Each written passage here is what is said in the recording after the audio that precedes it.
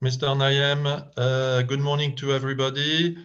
Mr. Nayyem, thank you very much for your time today for this presentation. My name is Bertrand Barrier. We are going to wait just a few seconds because we are letting the participants into this conference. So good morning, everybody. Today's conference organized by the French-Ukrainian Chamber of Commerce is with our guest today, Mustafa Nayyem, the director of the State Agency for Restoration and Infrastructure Development of Ukraine. My name is Bertrand Barrier. I am the president of the French-Ukrainian Chamber of Commerce. The French-Ukrainian Chamber of Commerce has approximately 160 members, which are French companies present in Ukraine, active in Ukraine. France and the French companies represent are the largest foreign employer in Ukraine. We have continued our activities since, of course, beginning of the conflict and the war of last year. The French companies continue to stand by Ukraine, to be active in the country. We are very grateful to the Ukrainian people and to the government for all the efforts done. Today's conference with Mr. Nayyem will be presented by Grégoire Daté. So, Mr. Nayyem, we understand that your time is, of course, very limited with us, or today you have other important meetings to attend to. We understand that fully, and we thank you for your time.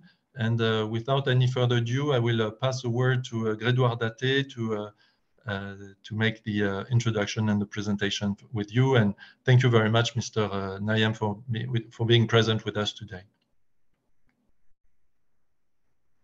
Thank you, Bertrand. Good morning, everyone. So I am Grégoire Daté. I am a board member of the French Chamber of Commerce.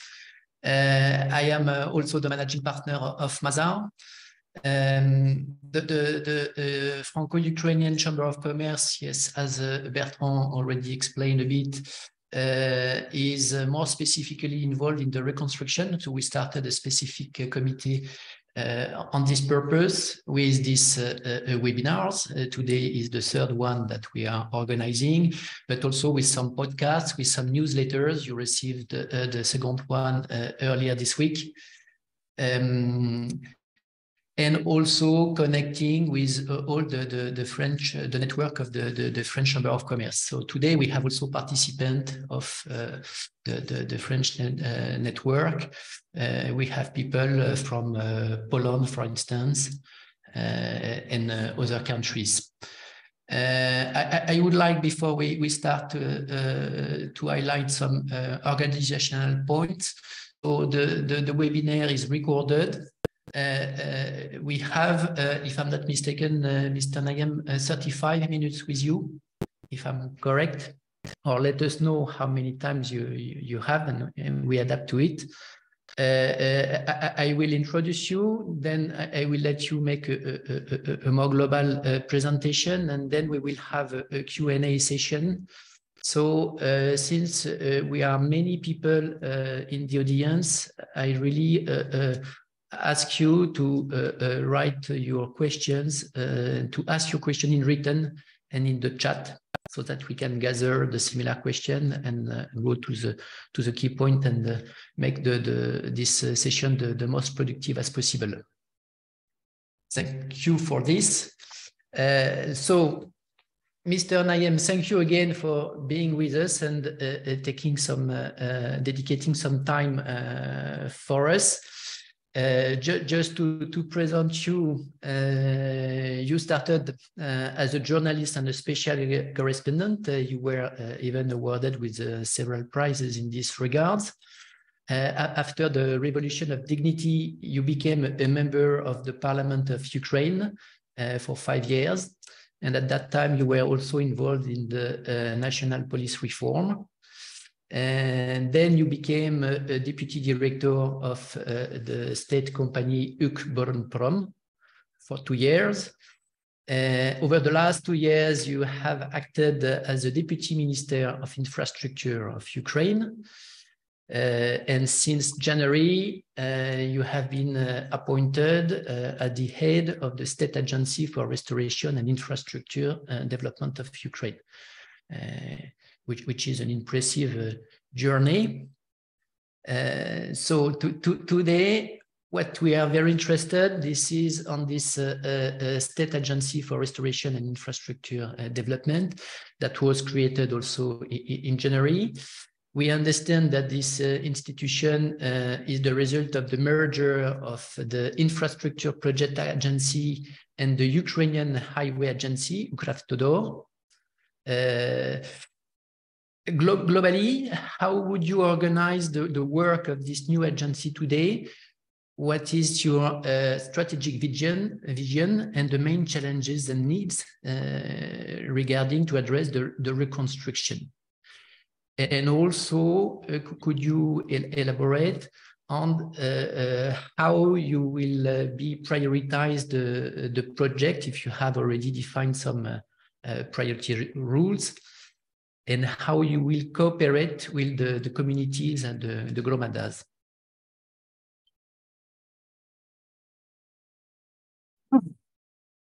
Thank you very much for having me.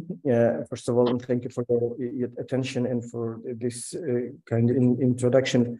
Unfortunately, I'm very sorry that we have this restricted time just because I just arrived from my trip to Slovakia, and we have there some meeting with restoration also. And today we have very tough day because our government today defined actually the first prioritization of the projects which will be recovered next, the first stage of this recovery, and it's quite bureaucratic procedure.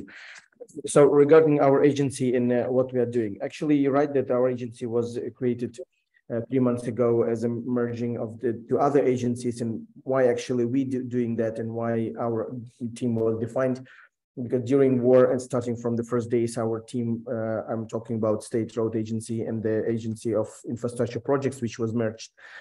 So those two teams were involved in the cleaning of all these streets and recovery of all these facilities which was damaged during war. First of all, I'm talking about roads, bridges, and energy facility. And starting from the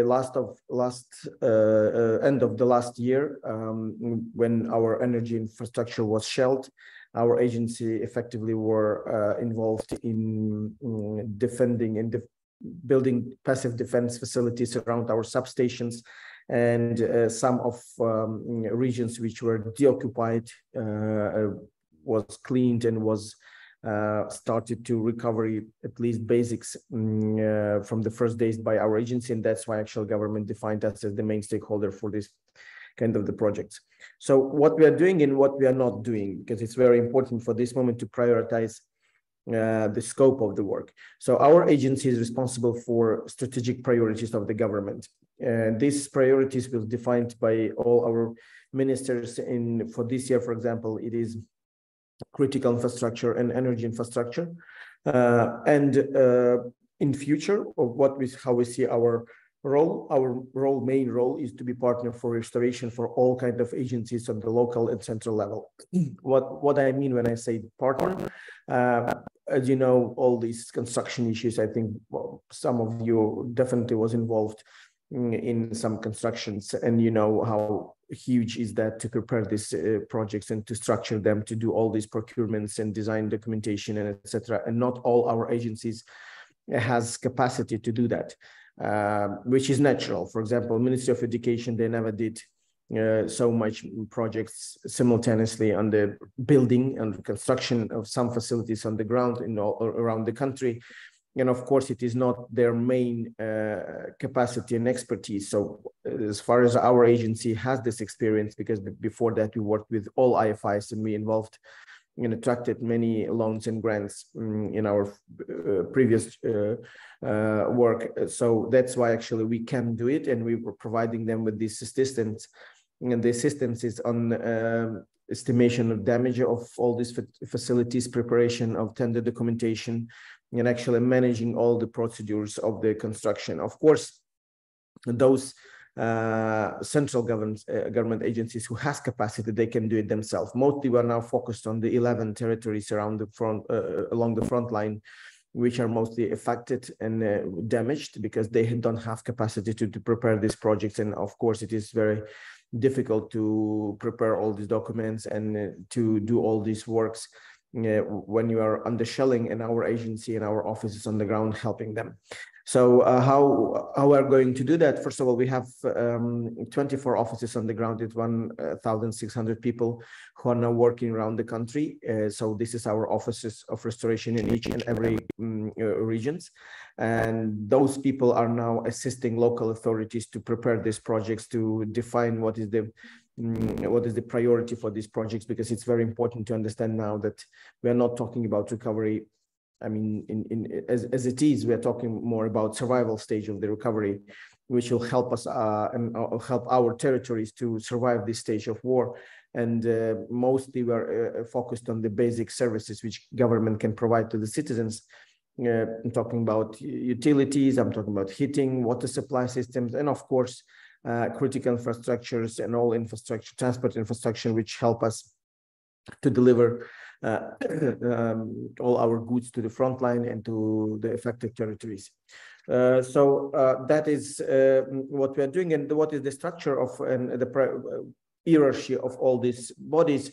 We have international level of coordination. It is donor coordination platform in Brussels. Then we have national level of coordination. It is government of Ukraine, and the policy level, which is Ministry of Restoration, which is run by Alexander Kubrakov. It's our minister and main stakeholder. And there is agency, our unit, which is main implementation agency, and we are implementing all those priorities and projects on the ground. So this is how it's structured now. And when we're talking about the scope of work, what we can do, we actually, by charter, we can do everything, despite maybe nuclear station, which because it needs special licenses, but all other facilities we can do. Of course, we are not building, we are global service of customer, and we are helping all those territories to develop their plans. We are not interfering in the demands, priorities of the regions. It mostly are defined by them. So they are defining what is critical for them now. They are defining what is important for them. And then all these projects goes to the Ministry of Restoration, and Ministry of Restoration with all other ministries, they are putting all this pipeline of the projects in some priority, because it is very important that all these projects should be somehow and should be aligned with the government strategy. For example, if you're talking about, let's say, schools, of course, regions and local authorities defines what they want to rebuild, but Ministry of Education, they have national strategy, what kind of schools we should have, where and how, what should be coverage of these schools. And of course, they are correcting these plans, but we are not interfering. It's very important for us to stress that, because decentralization and the autonomy of the local authorities is very important value for us. And that is how we work now. I think you can ask me more about your questions, because I can talk very long about our agency, but maybe it will be better if you would ask me what kind of specific questions you have to define the role of an agency and how we are working. Thank you very much for for this first introduction and the description of the agency. So this is quite clear. You mentioned as well that and you did not mention actually, but you made an announcement about the DREAM platform. I understand the platform will play an important role in the organization. Could you also elaborate a bit on this platform, how it will be organized, who will be the different stakeholders in this platform, and the connection with the role of the agency? Actually, this is big part of our work, and there are two functions of this system. We call it DREAM. It's digital ecosystem, digital reconstruction ecosystem of accountable management. So what is that and why we actually did it? First of all, it's about project managing. It's about running all this project because it's huge. For example, now we have 12,000 inquiries from 10 regions which are most affected, and it's not the end of this list. And of course, it's very difficult to gather all this information and structure it and to define what should be done. But the other part is, which is more important even, I would say, it is about transparency and accountability. I think all of you have heard about all these concerns about corruption and vested interest, and you don't want to hide this information and to say that it is not there. But from the other side, for us, it's very important now to gain this trust to our agency into what we're doing, because I think that the trust is most and the biggest and the most important asset we have for this moment. So transparency and accountability is very important. How works this system and what is that? When some facility are damaged on the territories and we are going to rebuild it or recover it, so all these facilities, they will have unique code. So in all our registers in government, because we have also register of the damaged facilities, register of the facilities on different areas, for example, educational, healthcare, and etc. So all these facilities which was damaged, they will have unique code. All local authorities and the owners of this facility, they should upload the information to one system, the register of damaged facilities, and from that moment these facilities officially appears on the map of the government to fund this recovery or to find some money which we can attract from our partners on etc. So this is the first basic line. If you don't upload this information, if this information is not on this register, we cannot touch these facilities, because it's very important that we should be in line and we should have one register.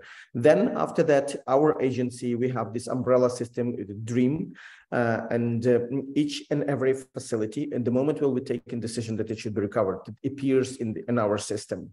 And then you can follow all stages of the restoration of this facility during all life of these projects.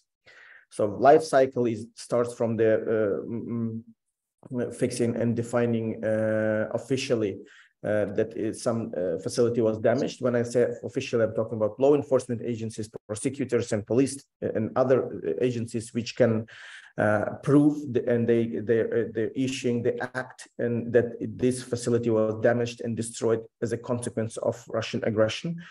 Then this is the first stage of this life cycle, and the end when we are finished all works and passed this facility back to the owner. During all this life cycle, all stakeholders, starting from regular citizens of Ukraine, members of cabinet, local authorities, member states, all our IFIs and donors who are involved, of course, constructors in all sides, they will have open access to all this information. There will not be difference between the amount and the scope of information which, for example, will have regular citizen or our president or some stakeholder outside. They will see the same scope of the information. And this is about everything. It's about tender documentation, it's about cost estimation, it's about procurement system, it's about contractors, designers, and it's about, first, most important, it's about the stage of restoration and the working groups which are working on different facilities. So that will help us for the transparency, and it's the most important tool for accountability and avoiding all these corruption risks and vested interests. So this platform will show all information about all facilities. So when it will start to work? Actually, in our agency, we are already using it for our internal purposes, but officially it will be published and opened, I think, in London. Our minister will present there, because we are now preparing all these, let's say, beautiful side of this platform, because now it's just the list of the projects we are now doing. It's more usable for external users. And I think in the end, till the end of the year, all other agency will upload their information, because for first stage, it will be only our agency and our offices on the ground and maybe some local authorities. But step by step, we will upload all information. And I think at the end of the year, we will have full scope of information about all damaged facilities which are restored or are restoring by different agencies. And that is very important for us, because, you know, we understand that the corruption in all these vast agencies is not only about Ukraine, let's be open. But I think Ukraine will be the first country when all this information will be mostly in full scale will be opened to all stakeholders. Yeah, this is true that the risk of corruption and is a real question for all the investors considering Ukraine at the moment. So this is a very good point, which means that all the projects will have mandatorily to go through the platform DREAM. Otherwise, they won't be... I don't hear you. Is it better now? Can you hear me? Yes. Yeah. Yes, you can hear me?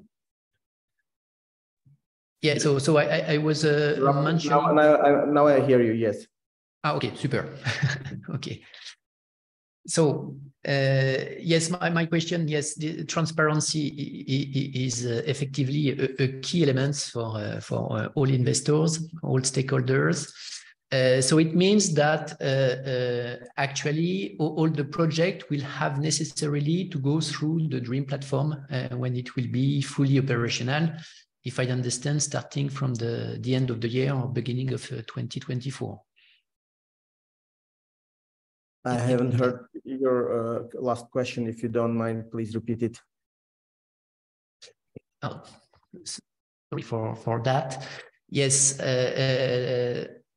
It means that all the projects will go necessarily through the platform DREAM once the platform will be fully operational, if I understand correctly, from the beginning of 2024.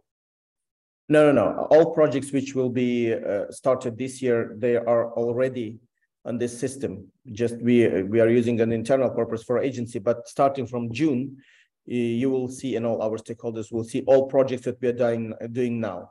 But till end of this year, this register will be also consist also from information from other agencies, because restoration will be done not only by our agency. Some local authority, they can restore something by their own money or funding or people.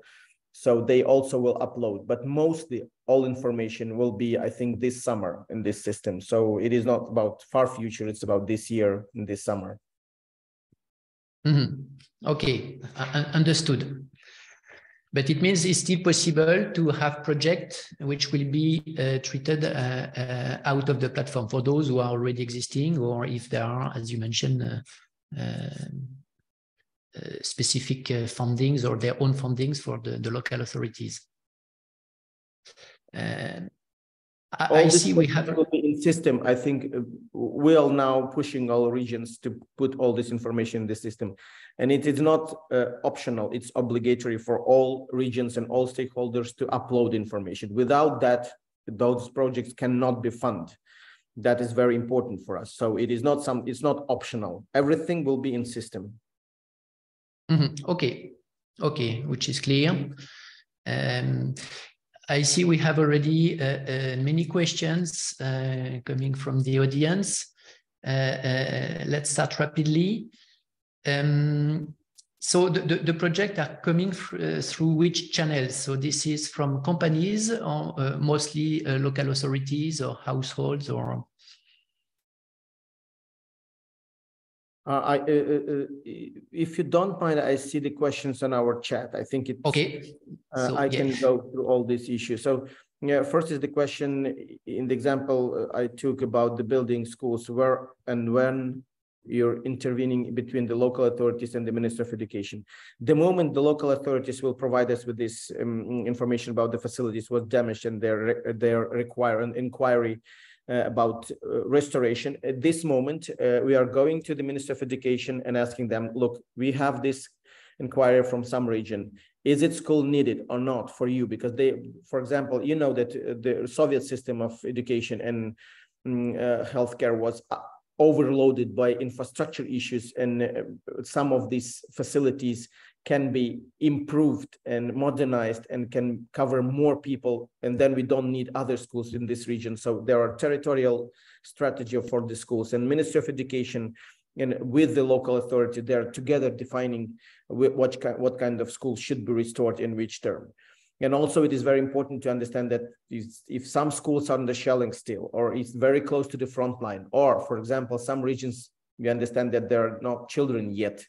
And I think it is not the stage for recovery at this moment, but we are putting this on pipeline for later stages. And by all criteria, they will be done a little bit later.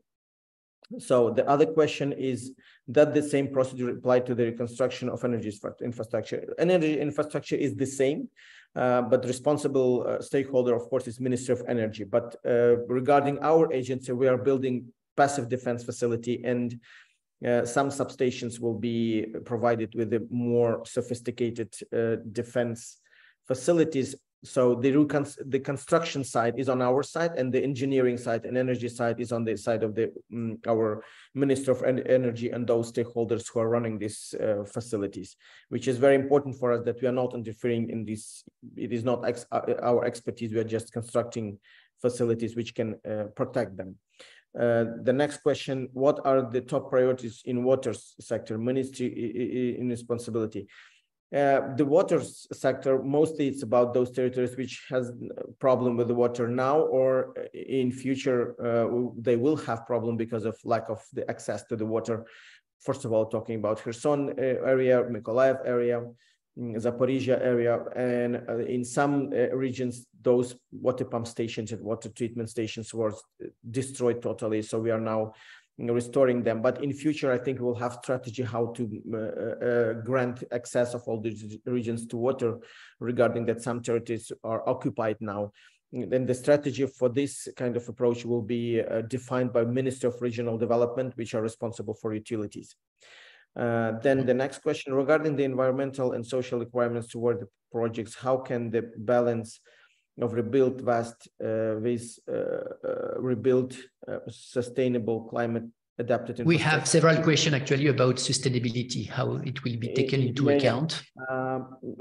Listen, I think all these projects, we are not doing something new. You know that all the requirements for social environmental impact from the IFIs and all these institutions are there. So when all these projects will be funded by these agencies, they will go through all these procedures, and we should have non-objection for all IFIs which funding all these projects. So it's the same, and we are not doing something wrong. But of course, for this stage, when I'm talking now, not always we are able to follow all these standards just because people should survive. And sometimes we're doing, for example, building roads to the front line, or building bridges and rebuilding bridges. We are doing now to make this temporary decision. But in future, of course, all the standards will be implemented, which is, I think, as I said before, it's unavoidable if you're talking with and working with the IFIs. In the register, all projects are financed by the national budget. It's question. No, not all projects will be funded by a national budget. Very important point is that the source of funding does not influence on the level of transparency of these projects, regardless who will fund these projects, national budget, local budget, international financial institutions, member states, or state partners, or some international organization like, for example, World Health Organization. Regardless of this source of funding, the register will be full of all information about all projects. It is not necessary to open one part of this project and not to open other. And from the other side, for me, it's important that we will be accountable toward local authorities, and most of all, of course, to the citizens of these regions. They should know what is done and who is doing that. How do you plan to handle the demining short term? Demining is one of the crucial and most important point. The thing is that this scope of work on demining, which are now we have in Ukraine, it's first in our history.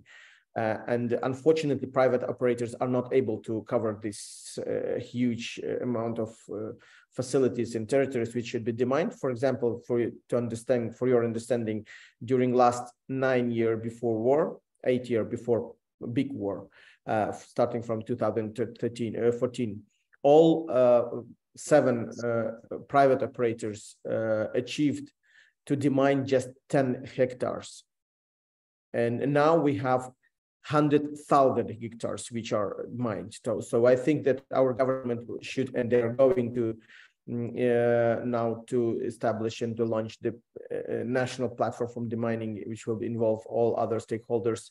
And I think that we will have all our capacity to do that on the occupied territories, and main stakeholders, the state emergency service. I think they will be quite experienced at the end of this war, unfortunately.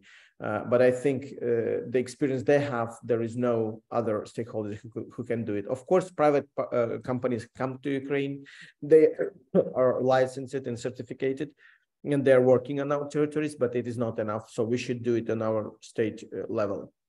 Next question. Do the Hromadas today have the capacity to conceive global and use projects that take into account the challenges of the sustainable city? Is there a need to support Ukrainian local authorities in the design of urban development and planning projects of the sustainable reconstruction of cities?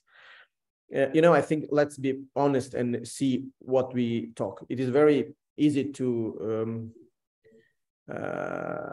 talk about that in theory, but in practice, what we have territories which are under shelling now.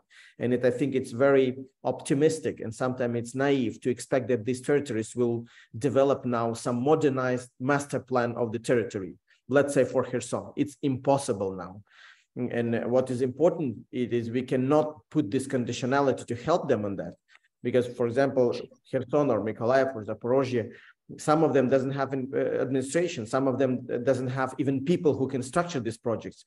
Some territories even doesn't have electricity. So, of course, they need this assistance. Of course, they have to do it when they will be able to do that. But for this stage, we are talking about basics and survival stage, and we are talking about restoration of those facilities which can at least help them to survive. But in future, of course, all these local authorities should be able to deliver these kind of plans and develop their modernized master plans with counting all these, principles of build back better and etc. But not this stage. Legally and by our government, we actually structured the framework how this territory can develop their own master plan and programs and roadmaps, and then apply for restoration or for funding. But I think it is early to say that we are talking about some recovery. And I would be very grateful to you that you also spread this information that it's not about recovery now. We are still in war. People are dying and we are on front line. So it is very easy to talk about that. But it's when you're talking about even Kherson region, for example, we're now recovering one village, it's still mined. 2 weeks ago, 5 of our people died there just because of mines. And in this stage, to talk about some modernized plan, it's very, very, I think, early yet. Does the agency already address in Kyiv? Yes, we are working with the Kyiv Oblast. It is around the neighborhood of Kyiv, because Kyiv itself is quite capable to deliver results and to achieve all these issues. But Oblast we are doing, and Borodyanka and Bucha and Irpin, all these cities are on our scope, and we're helping them. And I think first projects will be also in these territories. What is the role of if you allow me, there was another question regarding how does the agency articulate with the G7 and the multi-agency donor coordination platform? For the, I think all my communication in our agency, mostly lion's share is with the regions, and the other share is with the G7 ambassadors and partners. So totally in line. How we work with them, coordination platform in Brussels, they're funding strategic priorities, which is provided by our government. And we are doing our input to our Ministry of Restoration. The Ministry of Restoration is presented in the international level and in government level. So we are in full contact and we are explaining what we are doing. And for us, it's very important to be understandable by them. And I think it's quite effective for this moment. So what is the role of the Ministry of Economy and Ministry of Finance in reconstruction? Are they involved in the, of course, they are involved in prioritization of the process. As I said before, we will have, and we have actually today in 20 minutes, we will have first hearing of the commission, which consists of the representative of all our ministries. And this commission will prioritize and they will screen all projects and propositions of the regions for restoration, and they will jointly define the priority in the list of the projects which should be funded. Then it goes to the government and government ministries. They are screening it again, looking for those priorities which are strategically important for this moment and looking for funding, and they're approving it. And then budget committee of the parliament finally says that, yes, we have money. So it is totally inclusive. Sometimes it's very slow, but it is very important for us to be in line with our strategies of all ministries and local authorities. Cannot we start a training program for project management in Hromadas? You can do. That's a great idea. And some regions are able to do that. And so even more, I would say. For example, our offices on the ground, we're helping them and training them and explaining them, because capable local authorities is our most important goal for this stage, because otherwise we will do it ourselves. And I don't want to do it myself. It's impossible to do that. So I know that Ministry of Restoration, they are providing now this assistance to the territories. So they open the capacity building office on the regions. And of course, if it's possible to start the training now, it would be huge and important. But we should be very careful with two approaches. First of all, we should see difference between, for example, Lviv Oblast and Kherson Oblast. Of course, it's easy to start now training in Lviv Oblast, and which is far western region and near the border with the European Union. And it's impossible to start this training in Kherson. So, and the other problem is that Kherson region needs these trainings much more than Lviv. So I'm not saying nothing against Lviv, but for this moment, we should be aware that all our inputs and assistance should be properly structured and prioritized regarding needs of the territories and regarding damaged facilities, because Kherson is totally incapable now, but they are damaged more than other regions, and they will need more assistance than other regions. So we should be very careful with this approach. So, are there any other questions? Which means that there is a last one coming just now. Prioritization framework and principles, should those be discussed broadly with the civil society groups and one of the important stakeholders? And how do you involve civil society? How we are involved civil society? Actually, when you say involve, you're building some walls between us and civil society. I'm from civil society sector, and I was journalist and I was activist, and I know how it works.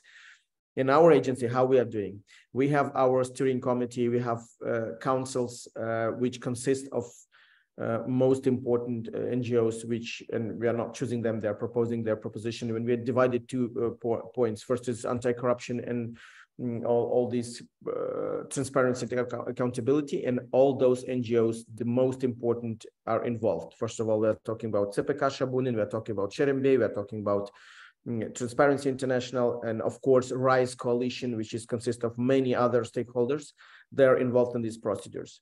And we're talking about restoration itself. Of course, this priority will be discussed. And as I know, the methodology of prioritization are open, and our Ministry of Restoration involved main stakeholders which are care about urbanization, care about master plans of the territories. They're involved. It will be discussed, but we should be also aware that it is most important to discuss it not with me, not with the national level agencies and NGOs. It's about local citizens. They should be involved in that. So local authorities, when they're providing us information about some facilities which we restored, they should preliminarily discuss it with the civil society on the ground, because the NGO which is in Kyiv doesn't know what needs of Kherson, for example, or Mykolaiv or Kharkiv. Those people who are living there, they should be involved. And I think that is the role of decentralization, to involve all this issue when they're preparing these propositions and their plans. I think in Ukraine it's unavoidable. So we will do it because we're living with them. I'm not dividing me and civil society, because we are doing for them, for those local people who are living there. If I'm not mistaken, I even seen that on the website of your platform Dream, and there is a section for the civil society. In platform Dream? Maybe I see that you have many stakeholders. Listen, the Dream platform, it is about accounting. So it's, for me, it's more in this position when I am here. For me, it's very useful and very comprehensive tool for coordination and for running and for managing this restoration. So we are uploading information there. And civil society will have the same access to the system like me or others. The only one thing they cannot do is to upload information, because they're not responsible for that and they doesn't have authority for that. But they can screen all projects, that analyze it, they can do proposition. I think it will be some problem with this, some projects. They will see it, and we can raise this question in the public sector and public communication or internally. It doesn't matter. For Dream platform, we think it will be the most important tool for civil society, for journalists and for investigators to understand what is going on and how money is spent. Yeah, absolutely. I was thinking also on the website, because you have created a website, dream.gov.ua. Yeah, it is not yet a platform itself. Platform, it's not, I mean, it is not simple. It's quite sophisticated tool. So we are now preparing all our stakeholders and trying to explain them what is that, how it works, and what is the main goal of this platform. So it is not platform itself yet. It is communication platform which explains what is the system, how it works, how information prepares it, and all news about this platform. The moment we will be ready, and I think, as I said before, it will be till London. It is not because London, just because we, as I said before, we internally are using that, but publicly it will be presented in London, and then I think in advance it will be opened in 2 weeks or in 3 weeks before. I don't know, but it is not something about far future. It's very important for us to stress that it is not something about future or next year. It's about this year, this months, and this summer. Yeah, for everyone, the conference in London will take place on the 21st of June, if I'm not mistaken. Grigori, sorry, but I have to go. If you don't mind, we can proceed our discussion the moment you will say, maybe next days and next weeks, or we can do it monthly to upload and to update your with all our works. That would be a good idea, to have a regular follow-up. Yes, but anyway, so let's continue later on. A big thank you to you for the time you dedicated to us. We understand that transparency is a key word, and this is what you are implementing. So we are really eager to see what is next, and to see how we can continue to support on that. So thank you very much to you, and I wish you a nice day to everyone. Thank you. You're welcome. Bye. Thank you to all. Bye-bye.